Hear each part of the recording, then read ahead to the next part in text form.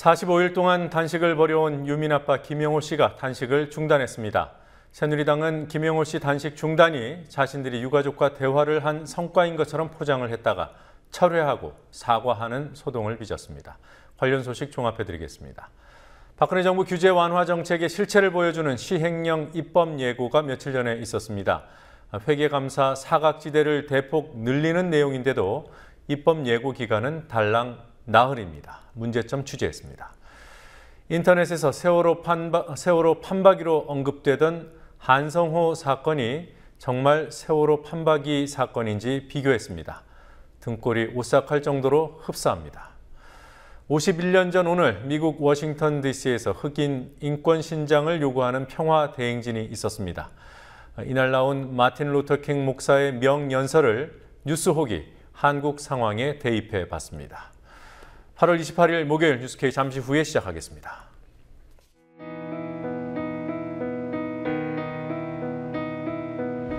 (1960년 4월 19일) 당시 언론은 빨갱이 데모라고 했습니다.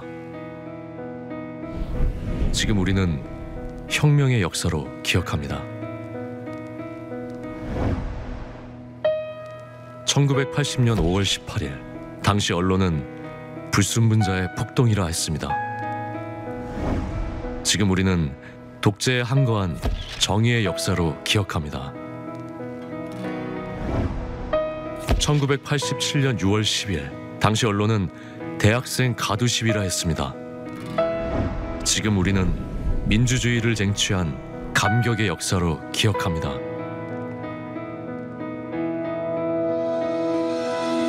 백 없고 돈 없는 노동자, 서민, 학생들이 스스로 타올라 역사를 만들었습니다. 현실은 다시 타오를 것을 요구하고 있습니다. 아니, 이미 타오르고 있습니다.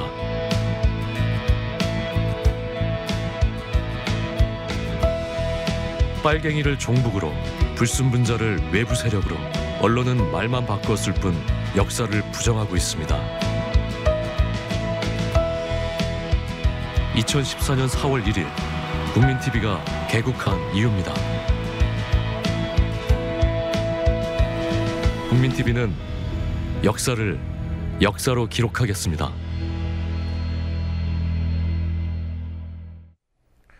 지난 45일 동안 단식을 이어온 유민 아빠 김영호 씨가 46일째인 오늘 단식을 중단했습니다. 둘째 딸 유나와 노모의 설득이 김 씨의 마음을 움직였고 세월호 특별법 문제가 언제 결론에 이를지 모르는 상황도 새로운 모색을 결심하게 한 것으로 보입니다. 오늘 광화문 농성장에는 한국전쟁 때 학살을 당한 민간인 희생자 유족들이 찾아와 수사권과 기소권이 보장되는 특별법 제정을 촉구하는 연대 단식을 벌였습니다. 이들은 지금 진상규명이 안 되면 수십 년 동안 자신들처럼 살게 된다고 말했습니다. 유가족들의 청와대 인근 거리 농성은 오늘로 7일째를 맞았습니다. 농성 현장인 청운 효자동 주민센터 앞에 중계 카메라 나가 있습니다. 연결해 보겠습니다. 노지민 PD. 유민 아빠 김영호 씨 단식 중단에 대한 기자회견이 오전에 있었죠. 어떤 입장을 밝혔습니까? 나와서 사람들 접하다 보면서 네, 김영호 씨는 다시 기운을 차린 뒤에 광화문으로 돌아가겠다는 뜻을 재차 강조했습니다. 김 씨는 오늘 오전 단식 중단을 알리며 문재인 의원을 비롯한 야당 의원들에게도 단식을 중단하라고 요청했습니다. 가족대책위 기자회견 후 병실에서 취재진들과 만난 김 씨는 그동안 가족들의 걱정이 많았다며 앞으로 밥을 먹고 힘을 내서 안전한 나라를 만들기 위해 노력하겠다고 말했습니다. 유민이 동생 유나 때문에 너무 유나 걱정을 많이 해요. 어머니하고 시골에 계신 어머니가 너무 많이 울으니까 중단하고 어제 그 국회 협상하는 거 유가족하고 하는 거 보니까 뭐 답도 없고 장기전 갈 것 같으니까 겸사겸사해서 밥 먹고 힘내야죠. 힘내서 강화문 가서 국민들하고 함께 같이 해서 안전한 나라 만들려고 노력할 겁니다. 그게 더 나을 것 같아요. 가족 대책위에서 야당 의원들 단식 중단을 김영호 씨의 입장을 대신 전달했죠. 그리고 제대로 된 역할을 주문을 했습니다. 이게 장애투쟁 그만해라 이런 구체적인 요구로 이해되는 겁니까? 네, 가족들은 단식을 중단하라고 했을 뿐 장외투쟁까지 그만하라는 건 아니라고 분명히 강조했습니다. 기자회견을 하던 유경근 대변인은 김영호 씨가 단식 중단의 의미를 오해할 것을 우려해 보내왔다는 문자 메시지를 소개했습니다. 직접 들어보시겠습니다. 유민희 아빠가 오해를 하실까 봐 조금 따로 문자를 보내오셨는데요. 문재인 의원 등 이 국회의원들의 단식을 중단해달라고 요청하는 의미는 장외투쟁을 그만하라는 뜻이 아니다.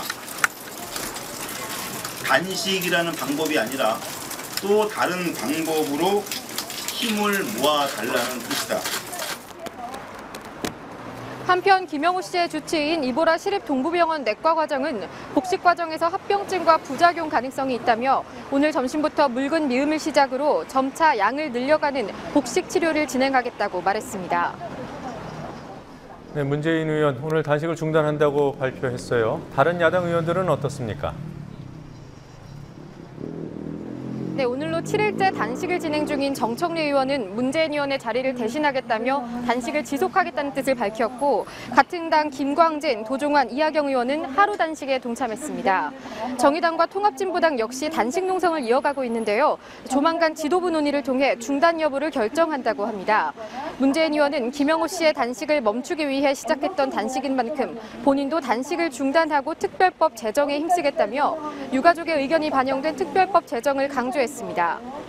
저는 김영호 씨의 생명이 걱정돼서 단식을 말리려고 단식을 시작했습니다.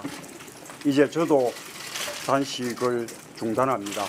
저도 당도 충분한 역할을 하지 못해 송구합니다. 제가 할 수 있는 모든 최선을 다하겠습니다.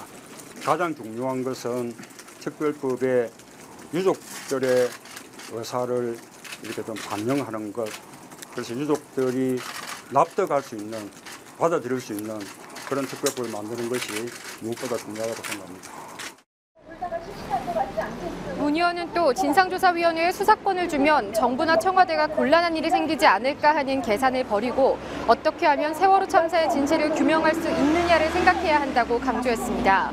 이어서 유족들이 여러 날 길거리에서 노숙하고 있는데 청와대에서는 아무도 나오지 않고 있다며 도리가 아니라는 말도 덧붙였습니다. 청운 효자동 주민센터 앞에서 농성 7일자 기자회견이 있었습니다. 오늘 특별한 내용이 담겼습니까? 네, 오늘 기자회견에선 새누리당이 납득하기 어려운 주장만 반복하고 있다며 어제 새누리당과 유가족과의 면담이 실망스러웠다는 입장이 전해졌습니다. 유가족들은 또 어제 새누리당 면담에서 이완구 원내대표에게 악의적인 글들이 상처가 되고 있다는 뜻을 전달했다고 말했는데요. 새누리당을 향해 세월호 유가족 망언으로 논란이 됐던 심재철 의원과 조원진 의원의 공식적인 사과와 재발 방지를 약속하라고 요구했습니다. 그리고 한국전쟁 당시 학살된 민간인들의 유족들이 오늘 연대 단식에 참여했다고 들었습니다. 어떤 얘기를 하던가요? 네, 한국전쟁 민간인 유족들은 수사권과 기소권이 없을 경우 진상규명이 이루어지지 못한다는 것을 경험을 통해 배웠다며 진상조사위원회에 대한 수사권과 기소권 부여를 강조했습니다. 한국전쟁 민간인 유가족들은 세월호 유가족들에게 힘을 실어주기 위해 오늘부터 매일 3명씩 1일 릴레이 단식을 이어가겠다고 말했습니다. 윤호상 한국전쟁 민간인 유가족 상임대표의 말 들어보시겠습니다. 과거에 많은 특별법이 제정이 됐습니다만은 소위 조사위원회에서 수사권과 기소권이 없었기 때문에 제대로 조사된 적이 없었습니다. 우리의 스릿은 경험이 있습니다. 우리 한국전쟁 피해자 유족들은. 그래서 세월호 유족들한테 우리가 당부를 했습니다. 과거의 전례를 따르면 안 된다. 그리고 청소년들 연대 단식 소식도 있더군요. 고등학생들인가요? 조금씩 줄어들긴 하지만 그리고 그거를 이렇게 네, 경기 고양시 중산고 2학년 양재의 양과 경기 용인시 포곡고 2학년 김한율 군이 오늘부터 단식을 시작했습니다. 오늘 오후 기자회견을 통해 단식 동참을 알린 양재의 양은 연대 단식은 우리가 같이 살아가야 한다는 의미라며 단식 동참을 선언했습니다. 또한 청소년 역시 동등한 주체로 특별법 제정에 힘써야 한다는 의미를 전달하고 싶었다며 18고등학생이 단식을 시작한다는 기자회견 제목을 설명했습니다. 오늘부터 무기한 단식을 시작한 양양과 김군은 매일 방과 후 광화문 농성장을 방문하고 오는 토요일 광화문 국민대회에서는 피켓 시위를 진행할 예정입니다. 현직 언론인들도 단식에 동참했다고 들었습니다. 네, 전현직 언론인들의 릴레이 단식이 이어지는 가운데 오늘도 언론사 노조 조합원인 현직 언론인들도 단식에 참여했습니다. 네, 언론인들은 세월호 참사 이후 언론계의 보도 행태를 반성하는 한편 빠른 시일 내에 세월호 특별법이 제정되길 바란다고 밝혔습니다. 네, 여기까지 듣도록 하겠습니다. 노지민 PD 수고했습니다. 새누리당의 이른바 민생 이벤트 정치 공세가 강화되고 있습니다. 오늘은 원내대표가 추석 물가 챙긴다고 가락동 시장을 찾아갔습니다. 이에 대해 새정치민주연합은 여당이 민생을 앞세워서 통과시키려고 하는 각종 경제 법안들 중에서 정말 민생을 위한 것인지 진짜와 가짜를 가리겠다고 합니다. 정치권 취재하고 있는 PD 연결해서 알아보겠습니다. 권현주 PD. 네, 권현주입니다. 네, 우선 오늘 새누리당에서 있었던 아전 인수 해프닝 소식부터 알아보도록 하겠습니다. 새누리당이 김용호 씨 단식 중단에 대해서 자화자찬을 늘어놨다가 결국 항의를 받고 철회, 사과까지 했다던데 어떻게 된 일입니까? 네, 새누리당은 오전 김용호 씨의 단식 중단에 대해 새누리당과 유가족이 만남을 가진 데 따른 성과라는 평가를 내놨습니다. 새누리당 윤영석 대변인은 단식 중단을 환영한다면서 유가족 대표와 새누리당 지도부 간에 두 차례 대화 속에서 서로 간의 오해와 불신을 상당 부분 해소하고 신뢰 회복의 계기가 된 것도 단식 중단에 영향을 미친 것이 아닌가 생각한다고 말했습니다. 이 소식을 들은 가족대책위 유경근 대변인은 시립 동부병원 브리핑 자리에서 새누리당을 향해 부끄러운 줄 알라고 쏘아붙였습니다. 유 대변인은 지난 대화는 성과보다는 입장 차이를 확인하는 자리였다면서 마치 자신들이 유가족과 대화를 나눠 진전이 있었고 그래서 단식을 중단했다는 식으로 얘기하는 것은 유가족들을 정치적으로 이용하지 말라고 했던 요구를 정면으로 배반하는 처사라고 강하게 비판했습니다.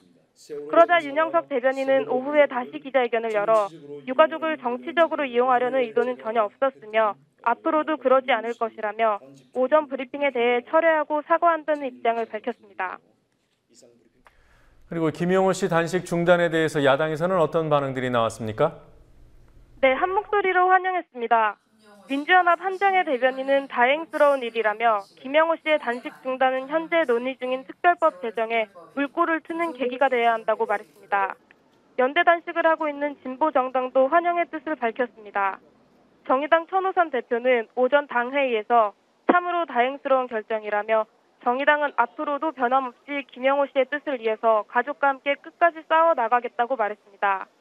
통합진보당 홍성규 대변인 역시 오후 브리핑에서 김용호 씨의 지난 46일간의 단식과 오늘의 결정이 헛되지 않도록 제대로 된 세월호 특별법 제정을 위해 끝까지 함께할 것이라며 박 대통령의 결단과 새누리당의 자성을 거듭 촉구한다고 말했습니다. 여야 협상이 진행 중일 때 민주연합이 기소권 요구는 꺼내지도 않았다. 새누리당이 유가족 측에 했다는 말이라고 합니다. 이게 사실이면 민주연합 입장이 좀 곤란해질 텐데요. 민주연합에서는 뭐라고 합니까? 네, 민주연합 측은 여당이 유가족을 이제야 만나기 시작해서 상황을 제대로 알지 못해서 그런 것이라고 반박했습니다. 나아가 박영선 원내대표는 유가족들이 진상조사위원회에 수사권과 기소권을 부여해야 한다는 주장을 고수한 데 대해 그것이 유가족의 마음이라며 정부와 새누리당을 못 믿겠다는 뜻이라고 강조했습니다. 어제 유가족과 새누리당 측의 만남이 길어지면서 유가족을 따로 만나지 못한 박영선 원내대표는 오늘도 유가족들의 일정이 변경되는 바람에 만나지 못했습니다. 이처럼 계획된 약속이 이틀 연속 깨지면서 결과적으로 새누리당과 유가족의 양자 협의 상황이 이어지고 있습니다. 유가족들은 다음 주 월요일 새누리당과 다시 만나 논의할 계획이지만 민주연합 측과의 만남은 정해지지 않은 상태입니다. 새누리당이 오늘은 일반인 희생자 유가족들을 만났더군요. 새누리당이 유가족들을 부른 겁니까? 네, 새누리당이 일반인 희생자 유가족 측에 만남을 요청해 오전 11시부터 약 1시간 동안 특별법에 대한 의견을 나누었습니다. 이 자리에서 일반인 유가족 측은 여야가 서로 한 발짝씩 양보해 진일보할 수 있는 특별법을 이번 달 안까지 제정해달라는 입장을 전했습니다. 일반인 가족 대책위 한성식 부위원장은 자신들이 여야 합의안을 수용한 배경에 대해 소수 정당을 제외한 대부분의 국회의원들이 합의를 한 것으로 믿기 때문이라고 설명했습니다. 한 부위원장은 또 단원고 측 희생자 유가족과의 갈등이 있다는 시선에 대해서도 다만 입장이 다를 뿐이지 일부 언론들이 보도하는 것처럼 척을 쥐고 있다는 것은 아니라며 철저한 진상규명을 해야 한다는 점은 같다고 강조했습니다. 한 부위원장은 특별법이 경제 발목을 잡고 있다는 여론에 대해서도 우리가 이 사태를 만든 것도 아닌데 왜 욕을 먹어야 하냐며 이런 말을 들을 때마다 한이 맺힌다고 말했습니다. 새누리당과 협의를 진행하고 있는 유가족들이 야당을 향해서 역할을 해달라 이런 요구를 했지만 마땅한 역할을 못 찾고 있는 게 현실인 것 같습니다. 민주연합이 비상행동이라고 부르던데요. 현재 장애투쟁 이어갈 수 있는 겁니까? 네, 박영선 원내대표는 오전 위원청에서 기자들과 만나 이번 주 토요일까지는 계획대로 비상행동을 하고 9월 1일 정기국회 전에 이 문제를 해결해야 한다는 입장이라며 모레까지는 장외투쟁을 계속해 나갈 것이라고 말했습니다. 이처럼 장외투쟁의 시한을 토요일로 정한 것은 투쟁을 이어갈 동력이 떨어졌다는 현실적인 이유도 있는 것으로 보입니다. 장외투쟁을 선포한 지 4일째인 오늘 세월호법 제정을 촉구하는 거리 홍보 전에는 민주연합 의원 40여 명이 참석한 데 그쳤습니다. 민주연합은 당의 절박한 상황을 표현하기 위해 장외투쟁 대신 비상행동이라는 표현을 쓰기로 어제 결정했는데요. 하지만 오늘 오전 열린 비상행동 회의에는 전체 130명 의원 중 절반가량인 60명 정도만 참석했습니다. 한 초선 의원은 여당과 잘 싸우는 것도 아니고 이렇다 할 대안도 내놓지 못하는 상황에 대해 당 내부적으로 불만이 많다면서 투쟁 동력이 갈수록 약해지는 상황이라고 말했습니다. 민생을 부각시키는 새누리당의 전술에 보수 언론의 지원 사격까지 때맞춰 나오고 있는 것 같습니다. 야당은 전혀 대응을 못하는 겁니까? 네, 새누리당은 오늘도 민생 경제를 강조하며 민생 법안 처리를 압박했습니다. 새누리당 위안구 원내대표는 오전 가락시장을 방문했고 김무성 대표는 오전 회의에서 조선일보의 여론조사를 언급하며 민생 법안을 분리 처리해야 한다고 야당을 압박했습니다. 세월호 특별법이 민생경제 법안의 발목을 잡으면서 국민의 시선이 갈수록 싸늘해지고 있습니다. 오늘 아침 나온 한 언론의 여론조사를 보면은 민생경제 관련 법안과 세월호 특별법을 분리 처리해야 한다는 의견이 무려 83.5%에 이르고 있습니다. 제가 당대표 취임 이후 일성이 민생경제 관련 법안과 세월호 특별법을 분리 처리하자는 제안을 했습니다만은 빨리 분리 처리하기를 국민들이 이렇게 권하고 있습니다. 민주연합은 새누리당이 말하는 민생 법안 중 많은 법안들이 겉만 그럴듯 포장한 가짜 민생 법안이라며 진짜와 가짜를 구분해야 한다고 맞서고 있습니다.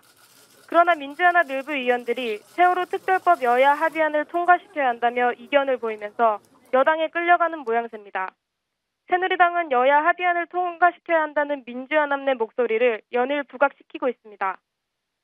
김태우 의원은 오전 회의에서 민주연합 내에 양심 있는 의원들의 목소리, 이분들의 말씀을 통해서 그래도 미래에 대한 희망을 느끼게 된다고 말했습니다. 지금까지 국민TV 뉴스 권현주입니다. 앞에서 전해드린 대로 새누리당 원내대변인을 맡고 있는 윤영석 의원은 오늘 김용호 씨 당직 중단에 대해서 2번의 입장을 내놨습니다. 자화자찬, 아전인수를 했다가 유가족 측의 항의가 나오자 이를 철회하고 사과했습니다. 새누리당의 원래 입장 그리고 유가족들 항의, 이후 입장 철회와 사과까지 차례대로 들어보시겠습니다.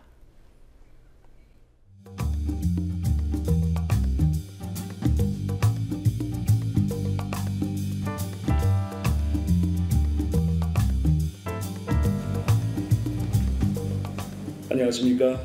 김용호 씨는 46일 동안 세월호 특별법 제정을 촉구하며 단식을 해왔으나 오늘 아침 단식을 중단했습니다. 세월호 유가족 대표와 새누리당 지도부 간의 두 차례의 대화 속에서 서로 간의 오해와 불신을 상당 부분 해소하고 신뢰가 회복된 것도 단식 중단에 영향을 미친 것이 아닌가 생각합니다.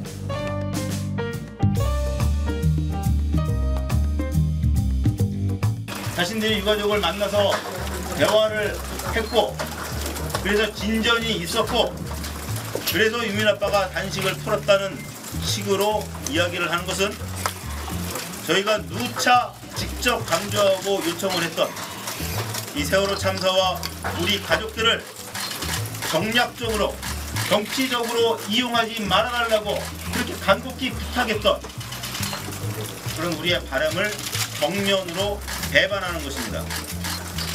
부끄러운 줄을 아십시오.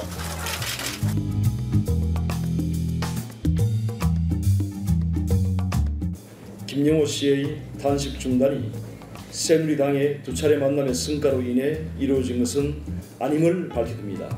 세월호 참사와 세월호 유가족들을 정치적으로 이용하려는 의도는 전혀 없으며 앞으로도 그러한 행위를 결코 하지 않을 것임을 밝힙니다.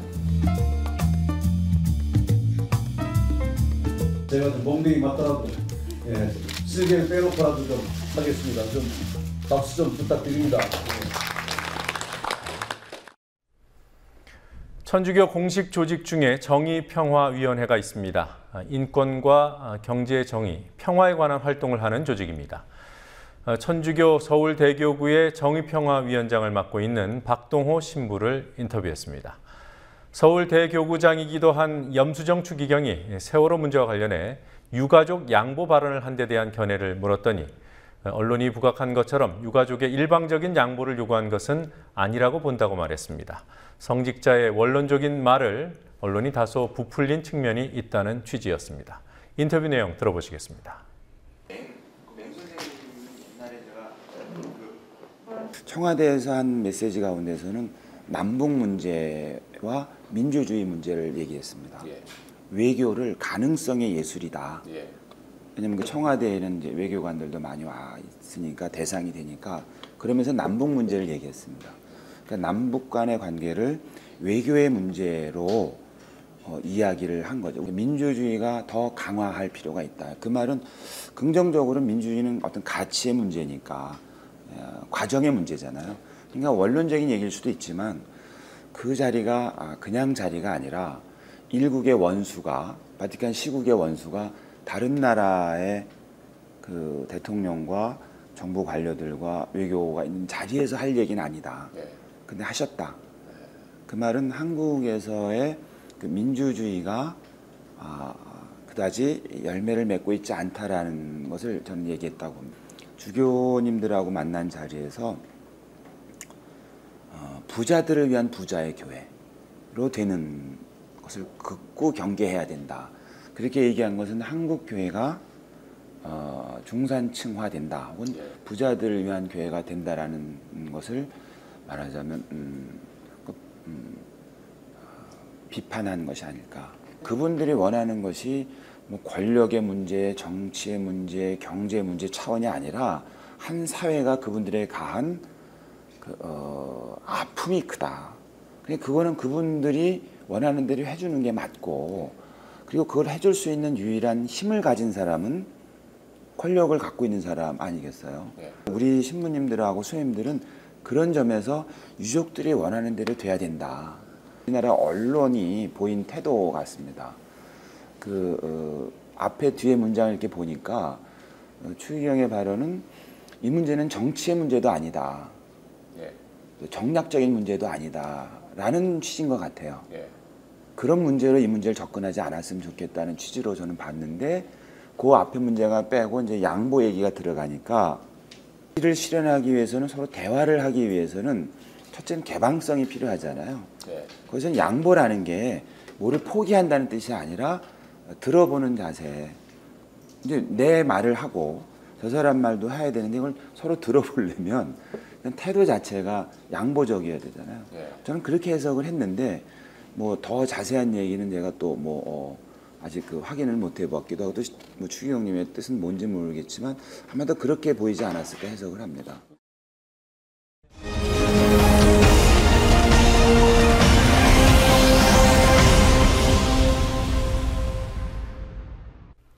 한국 기업의 회계 투명성은 경제협력개발기구 OECD 가입국 가운데 최하위로 평가됩니다. 저개발 국가들까지 포함시킨 조사에서도 130개국 가운데 90위로 나타났습니다.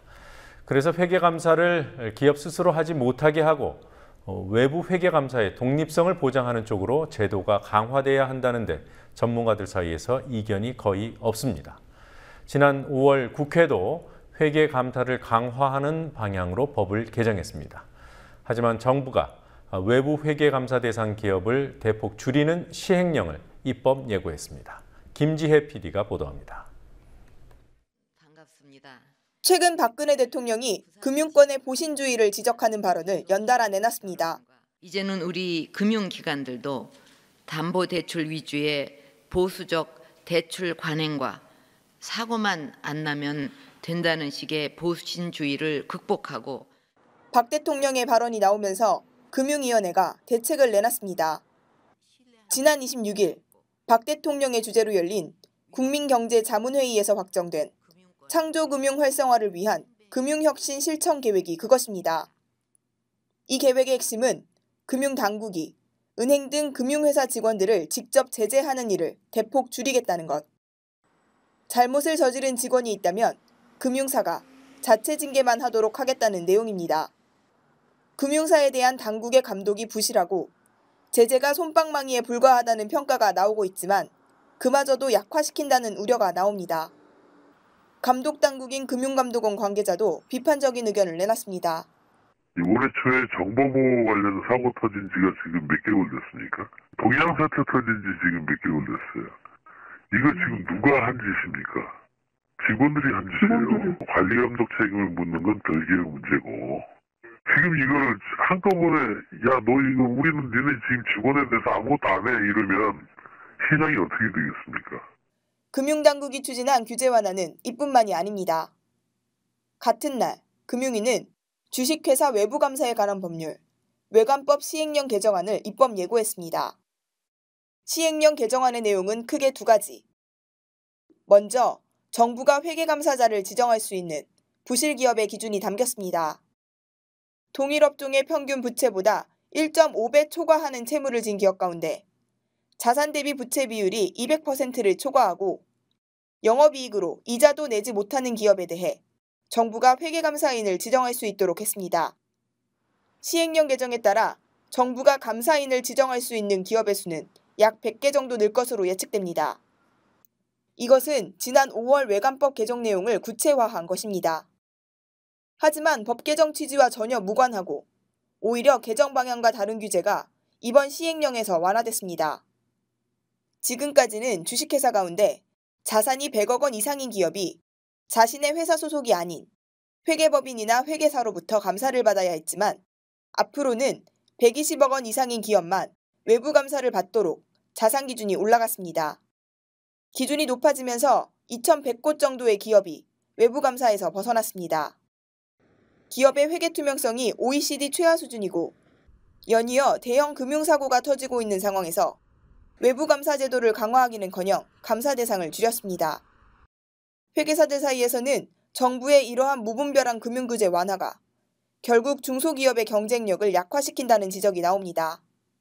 근데 현재 정부에서도 계속해서 강소기업을 육성하자, 지하경제를 양성하자 이런 얘기를 하고 있는데 이런 식으로 만일에 외감 대상을 120억으로 늘려버리면 그럼 그 100억에서 120억 사이에 있던 2,000개 정도의 회사들은 전혀 규율을 받지 않게 되는 상황이 되거든요. 그러면 과연 이 지하경제 양성화라든가 이런 정부에서 미치는 강소기업의 육성이라든가 이런 회사들이 그런 회계 투명성을 담보하지 않은 채로 이게 된다면은 과연 이게 잘 될 것인가라는 거에서 저희는 의문을 가지고 있고요. 외부 감사 대상이 축소되면 피해는 노동자들에게 돌아간다는 지적도 나왔습니다. 사장님이라든가 아니면 회사의 오너가 마음대로 회사 돈을 가져다 쓰고 그리고 이제 회사의 실적이 좋아가지고 근로자들에게 임금을 올려줘야 되는데도 불구하고 회사 상황이 어렵다 이러면서 임금을 올려주지 않으려고 하고 그런 면에 있어서 이제 외부 감사를 그런 회사들이 받고 정보가 투명하게 공개가 된다면 이제 그런 근로자들이 우리가 열심히 일한 것에 대한 실적에 대해서 뭔가 당당히 요구할 수도 있는 거고. 이 시행령은 정부, 기업뿐 아니라 노동자, 투자자들에게까지 영향을 미치지만 입법 예고 기간이 고작 나흘 뿐이라는 점도 문제입니다.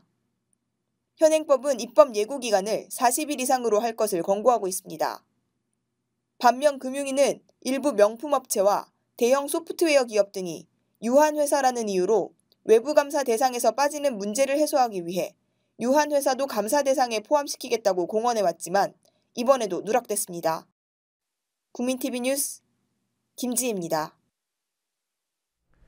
역사는 반복된다는 말이 있습니다. 18년 철권 통치를 했던 박정희 전 대통령의 딸이 이른바 박정희 후광에 힘입어 대통령이 되었을 때 많은 이들이 했던 말이지만 그의 딸이 취임 후 아버지 집권 시절을 연상케 하는 상황이 벌어질 때마다 탄식처럼 반복돼 나오는 말이기도 합니다. 41년 전인 1973년 1월 유신 독재 체제가 막 들어섰을 때도 여객선 침몰 참사가 있었습니다. 등골이 오싹할 정도로 세월호 참사와 닮아 있습니다. 41년 전에 일어났던 참사가 2014년에도 반복됐다는 사실은 한국의 국가 안전 시스템이 1970년대에 머물러 있음을 보여줍니다. 조아라 PD가 보도합니다.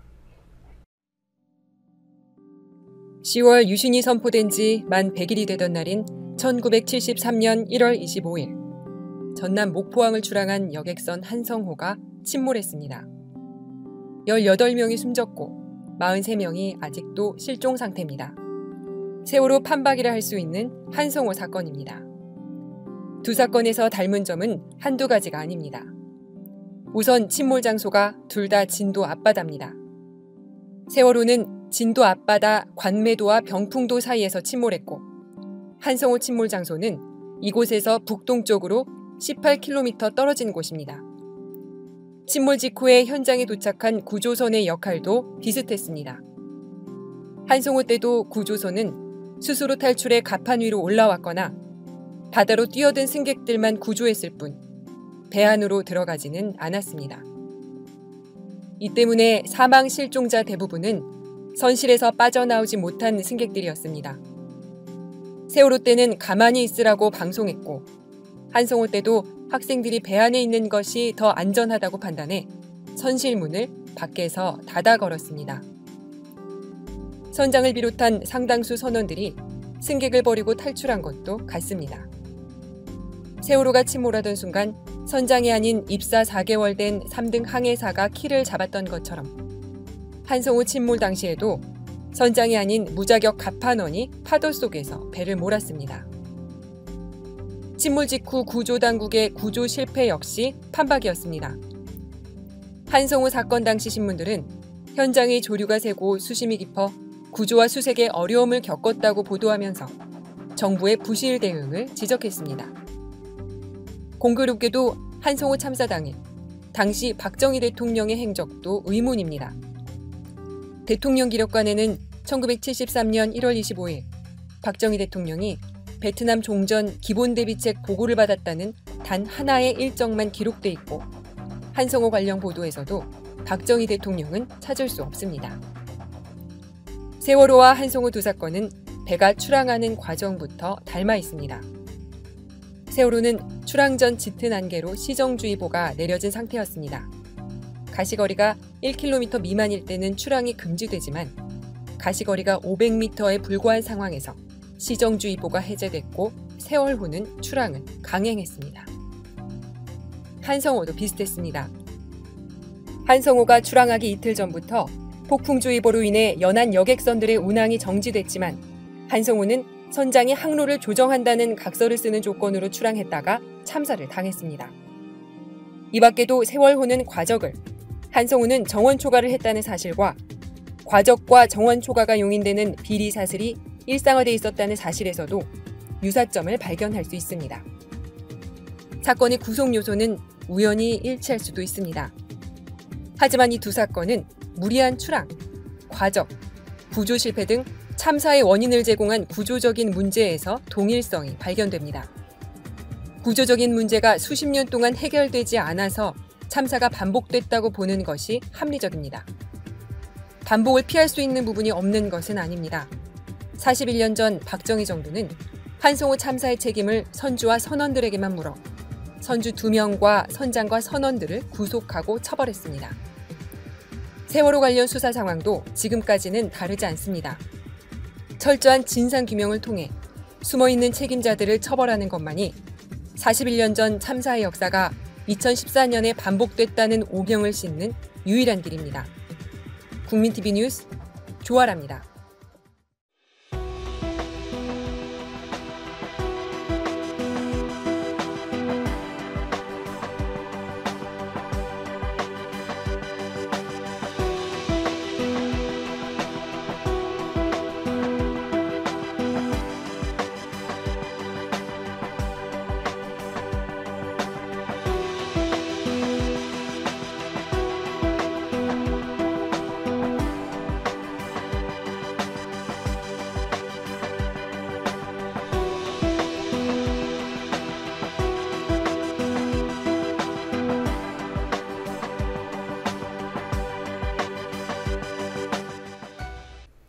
박근혜 대통령은 국회에 계류 중인 19개의 경제법안을 민생법안이라고 부르면서 연일 국회 통과를 촉구하고 있습니다.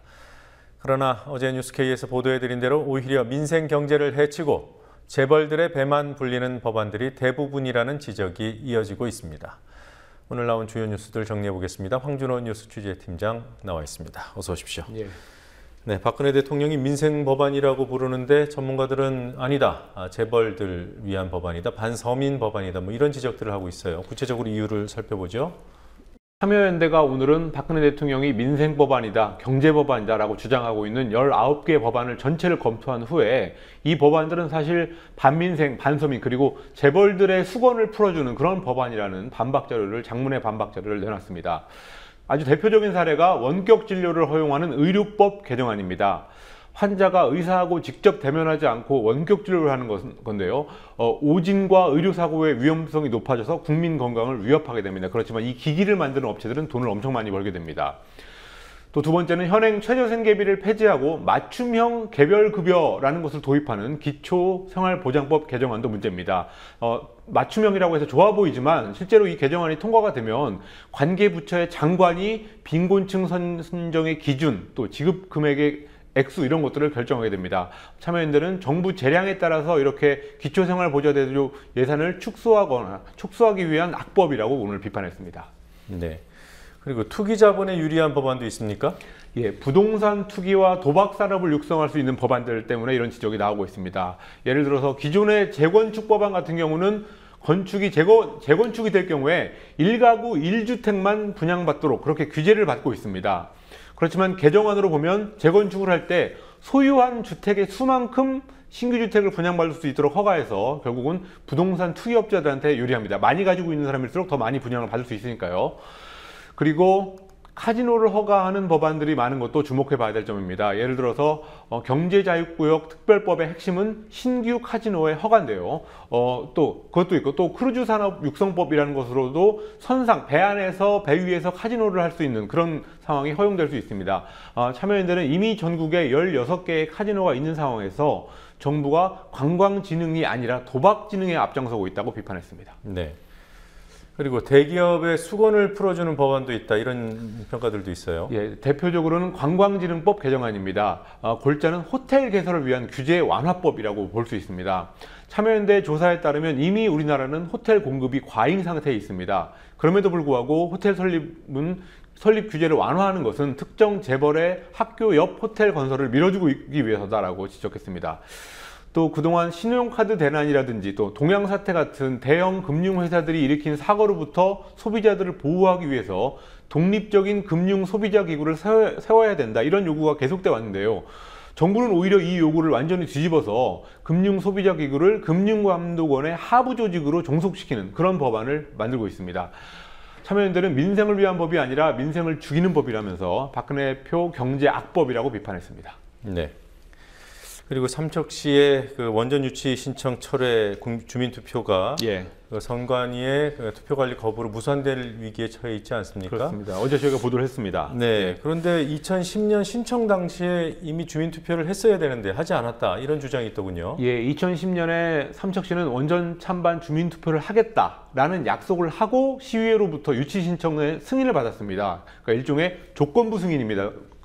뭐 주민투표를 하겠다 그런 조건을 단 승인을 받았습니다. 지금 보시는 사진은 당시에 삼척시가 원전 유치 신청을 동의해달라면서 시의회에다가 보낸 공문입니다. 시의회가 요청한 주민투표 실시에 대해서 주민의 합리적인 의견 수렴 방안인 주민투표를 실시할 계획이다 라는 시청의 답변이 거기에 명시되어 있습니다. 다음 사진, 당시 시의회 의원 전원이 주민투표를 해야 된다라고 서명한 서명부도 있습니다. 시의회가 유치신청 동의안을 통과시킨 날짜는 2010년 12월 14일 삼척시가 공문을 보내서 주민투표를 약속한 날하고 같은 날입니다. 지금 현재 논란의 초점은 이 유치신청을 철회할 수 있냐 없냐, 여기에 지금 마치 쟁점이 형성되어 있지만 사실은 유치 신청의 기본 조건마저 충족되지 않은 상태라는 걸 알 수 있습니다.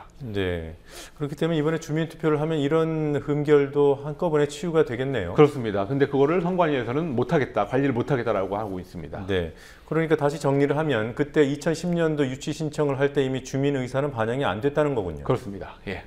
네.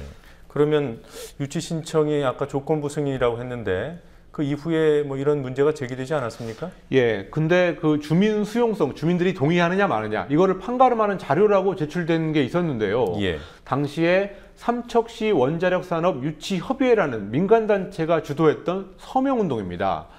이 서명부는 삼척시 전체 유권자 5만 8천 명 정도 가운데 96.9%가 원전 유치에 찬성한다는 결과를 내놨습니다. 97%에 가까운 숫자입니다. 그래서 최근에 삼척시장이 된 김양호 현 삼척시장과 삼척시민단체들은 이 서명부가 조작됐다고 주장하고 있습니다.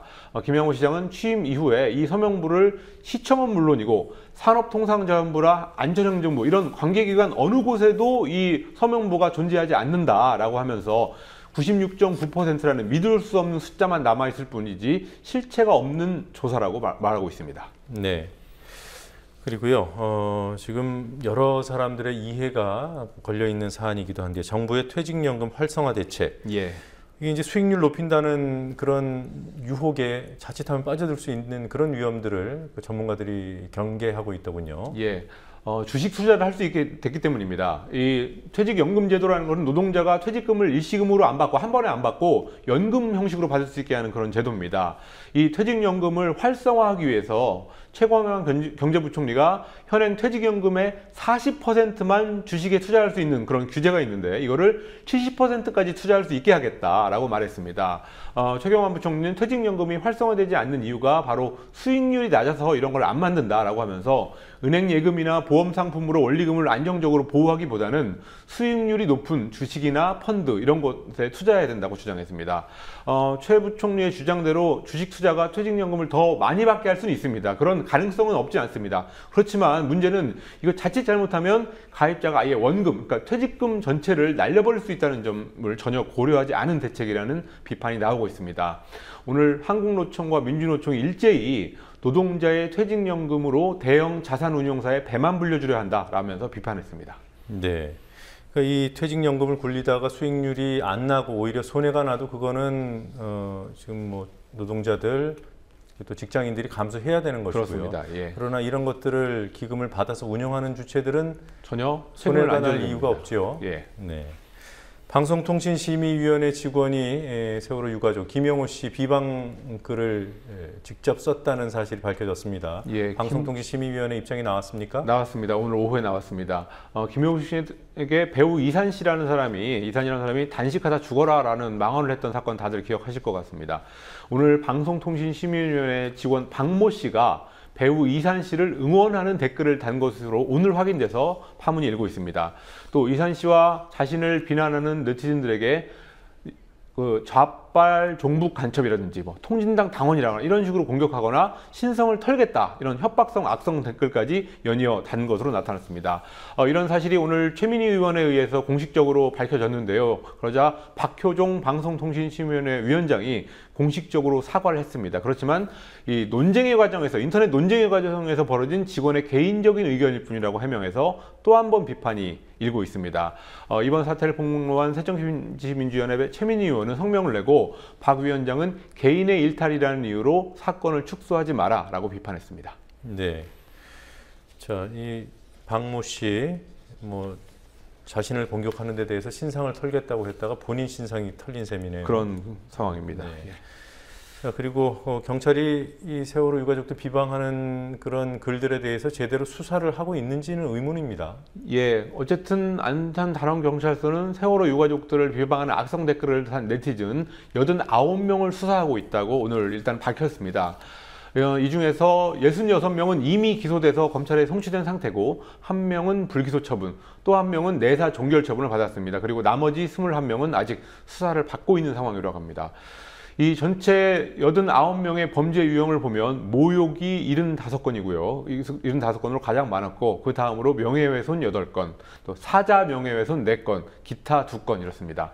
세월호 유가족들의 법률 대리인인 대한변호사협회의 세월호 특위는 인터넷에 올라온 글들을 계속 모니터링해서 악성 댓글을 단 네티즌들을 추가로 고소할 계획이라고 밝혔습니다. 네. 그리고 석촌 지하차도 주변에서 발견된 그 동공들, 싱크홀이라고 불렀습니다만 이게 삼성물산의 부실 시공 때문이라는 결론이 나왔어요. 예, 서울시 전문가 조사단이 오늘 석촌 지하차도 동공 발생의 원인을 삼성물산의 지하철 9호선 공사의 부실 시공 때문이라는 결론을 내렸습니다. 조사단장인 박창근 관동대 교수는 동공은 지하철 9호선 공사에 사용된 3단계 실드 터널 공법 때문이다라는 결과를 내놨습니다. 조사단은 실드 공법에서 가장 중요한 것이 토사량을 관리하는 건데 삼성물산이 그 계획보다 흙을 14% 정도 더 파내서 문제가 생겼고 이런 공극이 생겼기 때문에 동공이 생겼다 이런 설명을 했습니다. 오늘 조사 결과가 발표되자 삼성물산의 김형 부사장은 책임지고 신속히 복구하겠다면서 사과를 했습니다. 일단 그렇지만 복구 비용이 엄청나게 수백 원대로 추산되는 상황이라서 과연 삼성물산이 끝까지 이 책임을 질까 이런 의문이 제기되고 있습니다. 네. 그리고 한 2년쯤 된 사건으로 기억하고 있는데요. 북한 대남 선전기구의 트윗을 리트윗했던 사람이 있죠. 예. 박정근 씨. 예. 오늘 판결이 나왔던데 어떻게 됐습니까? 예. 박정근 씨가 지난 2012년 북한의 우리 민족끼리 트위터 계정을 팔로우하고 또 게시물을 리트윗하다가 국가보안법 위반으로 구속이 됐었습니다. 당시에 박 씨는 북한에 비판적이고 또 북한을 조롱하기 위해서 리트윗을 한 것뿐이다 이런 주장을 했지만 1심에서는 국가보안법 위반으로 징역 10월, 집행유예 2년이 선고가 됐습니다. 그렇지만 고등법원 20에서는 박 씨가 작성한 전체 트윗을 보면 그중에서 이 우리 민족끼리의 내용은 극히 일부분이고 또 평소에 북한을 비판하는 글을 자주 올렸다는 것으로 볼 때 국보법 위반이 인정되지 않는다고 무죄를 선고했습니다. 그리고 오늘 마침내 대법원 판결이 나왔는데요. 2심의 판결을 확정하면서 국가보안법상 찬양고무죄는 국가의 존립, 안전이나 자유민주적인 기본 질서에 실질적인 해악을 끼칠 때만이 적용될 수 있다라면서 무죄를 확정했습니다. 네. 자, 오늘 여기까지 보도록 하겠습니다. 수고하셨습니다. 예.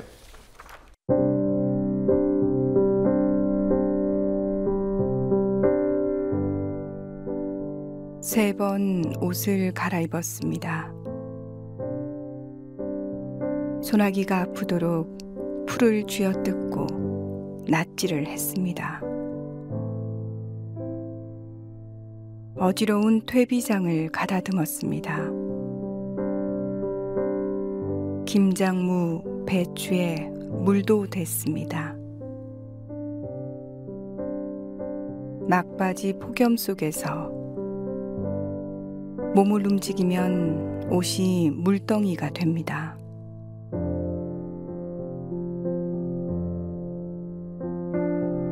땀에 노폐물이 씻겨나간다지요. 마음에 낀 때도 땀 흘리는 노동 안에서 씻어내고 싶었습니다. 하루 온종일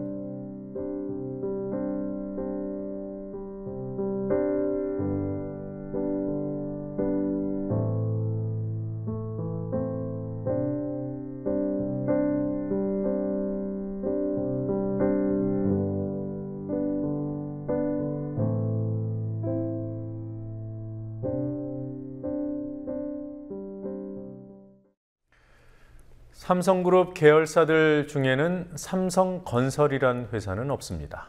그런데도 삼성이 지었거나 짓고 있는 아파트, 초고층 빌딩, 그리고 댐, 해군기지도 있습니다. 삼성의 별도의 건설사는 없지만 건설업을 하는 계열사는 많습니다. 대표적인 회사가 삼성물산입니다. 삼성물산은 건설 부문을 두고 있을 뿐인데도 현대건설을 제치고 도급순위 1위에 올랐습니다. 삼성의 계열 건설사가 처음부터 없었던 것은 아닙니다. 삼성종합건설이라는 회사가 있었지만 1993년 구포 열차 참사가 이 회사 부실 공사 때문에 일어나면서 사명을 삼성건설로 바꿨고 그것도 여의치 않자 아예 1996년에 삼성물산에 합병시켰습니다. 이후 삼성의 건설은 삼성만 드러내고 건설은 숨기는 전략으로 탄탄대로를 걸어왔지만 최근 그 거침없던 길에 구멍이 생겼습니다. 삼성물산이 서울 지하철 9호선 뚫을 때 부실 시공으로 만들어진 싱크홀들이 바로 그 구멍입니다. 4대강 공사 때 담합을 하고 경인운하, 호남 고속철 공사 등에서도 담합을 한 탓에 관급 공사 입찰 제한 조치를 받고 있는 삼성물산 입장에서 이번 싱크홀은 타격이 큽니다. 노델의 공정거래위원장 같은 사람이 쉽게 봐주기가 어려워졌다는 말입니다. 노델의 위원장은 2달 전 건설사 대표들을 만나서 이런 말을 했습니다. 담합 건설사에 대한 제재 목적을 이미 달성했기 때문에 입찰 제한까지 두는 것은 과도하다. 안전한 나라를 외치고 있는 박근혜 정부가 반복적인 담합에 부실 시공으로 국민 불안을 야기한 도급 1순위 삼성물산을 어떻게 대하는지 두 눈 부릅뜨고 지켜볼 일입니다. 뉴스K 마치겠습니다. 내일 뵙겠습니다.